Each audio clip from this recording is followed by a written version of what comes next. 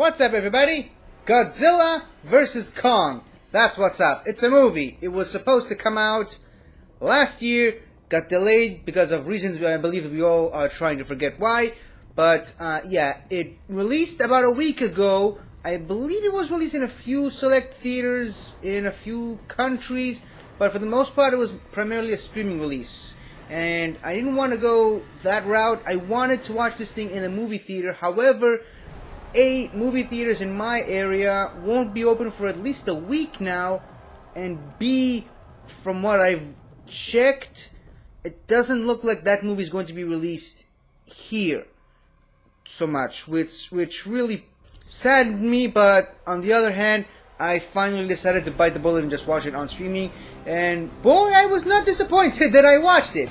I mean, obviously it would have been better to watch it in the movie theater, but I don't know. I'm still happy that I got to see it, because I really wanted to see this movie for a while now, and especially with the trailers and everything. And I'm low-key a fan of the Godzilla MonsterVerse, which started in 2014 with that Godzilla movie, continued with Kong Skull Island, then Godzilla King of the Monsters, and now apparently concluded with Godzilla vs. Kong. I don't know. I don't think it's definitive yet. We'll have to wait and see, but we'll get to that later. First of all, the monster fights, which is something that the monster universe was able to do great with all four of their movies so far. The monster fights were incredible. They were very action-packed, a lot of fun. They had me on the edge of my seat. Every single blow, scratch, bone cracking, every single part of those fights, I was exhilarated and happy to watch them.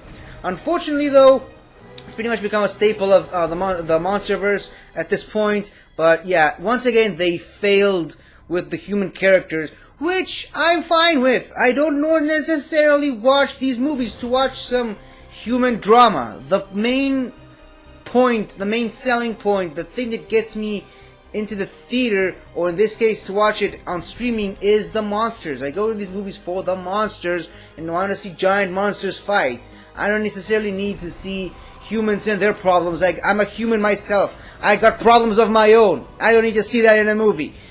Especially not a movie called Godzilla vs. Kong. Now, sometimes, like I would argue is the case with Kong Skull Island, the human drama was actually pretty entertaining and engaging, and I enjoyed that. And most of the other movies, it's not. And again, it's not a problem for me because I didn't go to these movies to see this stuff. I went in to see the monster stuff. Now, I will appreciate, though, the fact that they had a hearing impaired character on the movie, in which they actually cast a hearing impaired actress to play her, which I loved that. I really appreciated that. I think it's very forward thinking, it's very modernized, very culturally and socially aware.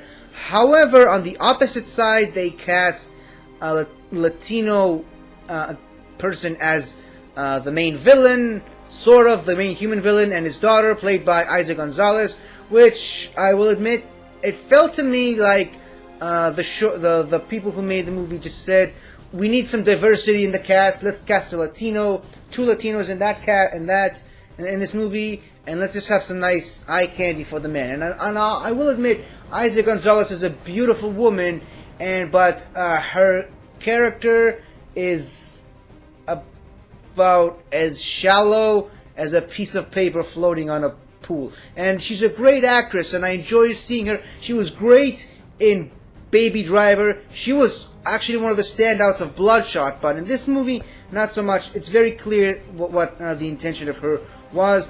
Obviously, there's Alexander Skarsgård also in the movie. Kyle Chandler is in the movie. Millie Bobby Brown is in the movie. Rebecca Hall is in the movie. I just named a bunch of actors. Brian Tyree Henry is in the movie. Julian Dennison is in the movie. Great to see those actors. But yeah, like I said, I'm not in it for the humans. I'm in it for the monsters. So sorry. You cast some top-tier actors and actresses, a lot of which I really enjoy, but again, I don't care that the Millie Bobby Brown's character is following Brian Tyree's character, who's a podcaster, and they go underground in an apex facility with Julian Denizen to uncover Mechagodzilla. I don't know. Because here's the thing, though. Here's what I will say in defense of the humans in all those movies. Is the main issue here is that the monsters don't speak, for the most part. Godzilla doesn't talk. Kong, as we learn in the movie, can only do sign language, and he can only communicate with this one girl who communicates through sign language. But, yeah, the monsters don't speak in these movies, which is why you need the humans there to drive the plot along and to explain what's happening. But when they try to focus too much on the humans, that is when these movies start to detract from the main point of them. And when they focus on the monsters, this is where those movies shine, and it's great. I love that they introduced the Hollow Earth theory, which I believe, correct me if I'm wrong, it might actually been a major factor in Godzilla King of the Monsters. I think so. But this time we see it from the Kong's perspective. Kong, and yes, I'm saying Kong because for some reason they don't call him King Kong.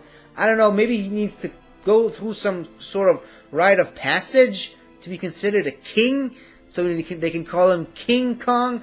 But yeah, he's Kong, he's fighting Godzilla, and obviously, as the name suggests, Godzilla and Kong are fighting each other, and there's gonna be a winner here, and I'm happy to say that my boy won after about 3 rounds. Well, Godzilla technically won the first round, and Kong sort of, at least the way the humans in the movie saw it, Kong kind of beat Godzilla for like 5 minutes, but then Godzilla very quickly got back up on his feet and demolished Kong the way that Godzilla should be. And obviously, as you pretty much guessed it, just like Batman vs. Superman, even though they did all just like Batman vs. Superman, they had a definitive winner, which was Batman.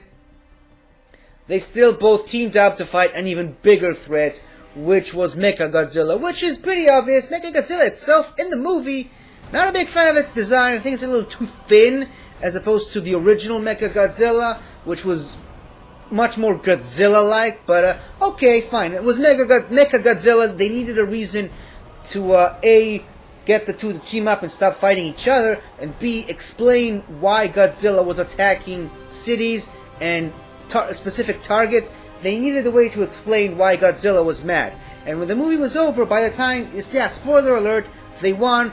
Kong and Godzilla beat Mechagodzilla. It was a joint effort, which I enjoyed. I knew they were going to do that, but see, the thing is, again, like I said, these creatures do not speak. They don't really much communicate with one another. So I was wondering, how are they going to have these two team up to fight Mechagodzilla? And I think the decision that they had was good. To have the human child talk to Kong, try to convince him that Godzilla is not his enemy, have Kong save Godzilla from Mechagodzilla, and then they both team up, realizing that they both have a common enemy. And right at the end, Kong puts down his axe, kind of signaling to Godzilla himself that, yeah, I ain't gonna fight you, bro. I'm not your enemy. And Godzilla was like, understandable, have a great day, and went back to the water. Yeah, I believe, I don't know, the way this movie ended with Godzilla going back into the water and Kong going back to live in Hollow Earth with the humans monitoring him, and the fact that there was no post-credit scene this time. There was a post-credit scene in Kong Skull Island and in Godzilla King of the Monsters. Don't remember if there was one for 2014's Godzilla, but that's irrelevant right now. The fact that there was no post-credit scene and the way these two titans ended up at the end, and plus the fact that the movie kind of insinuates that Godzilla battled all the other titans that we saw in King of the Monsters and presumably won, I assume that kind of implies that there isn't going to be another film in the series, which I guess it's understandable. These movies, I like them. They haven't exactly broke the box office the way that Legendary Pictures and Warner Brothers had intended. I believe Kong Skull Island was the highest grossing film in the franchise, but yeah, King of the Monsters tragically underperformed. While I have heard that Godzilla vs. Kong did actually did well for itself in the sort of environment that we all live in right now. Other than that, I don't really think there's much plans for a 5th film in this franchise, and to be honest, if all we got from this monster universe is just those 4 movies of 2014's Godzilla, Kong Skull Island, Godzilla King of the Monsters, and then Godzilla vs. Kong, I'm fine with it. I'd much rather them to end this franchise on a high note as opposed to try to push it and try to push more movies out there but put less effort into them to make more money. I would have preferred it if the movies made money and we could see this franchise go on even further with high quality, high budgeted movies. But if those are the 4 movies we got and they're not really planning on making any more, I'm satisfied. Okay?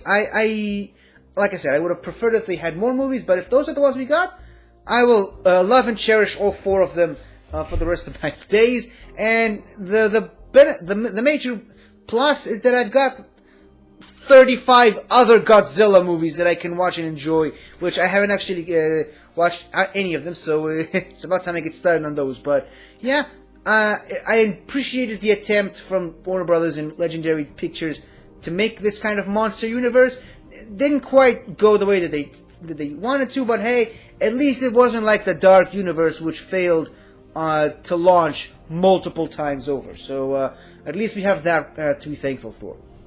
In any case, that's my quick thoughts on Godzilla King of the Monsters. I really enjoyed the movie itself. I loved the monster fights. It was a great, dumb, fun action movies. These movies clearly need to have less humans in them, at least less humans in major roles. But hey, gotta make the money any way you want it. You can, and studios gotta do what they gotta do. So that I'm not too mad about that. In any case, I really enjoyed the movie. If you haven't seen the movie, I recommend checking it out. And that's yeah, it's a nice quick thoughts on it. There's not much else I can say about it. And yeah, go watch the movie. Go watch a big ape fight a giant lizard, and they both then team up to fight a giant lizard robot mech thing, whatever. Watch Godzilla vs. Kong. It's a nice, fun movie, and I think you will enjoy it. So until next time, everybody.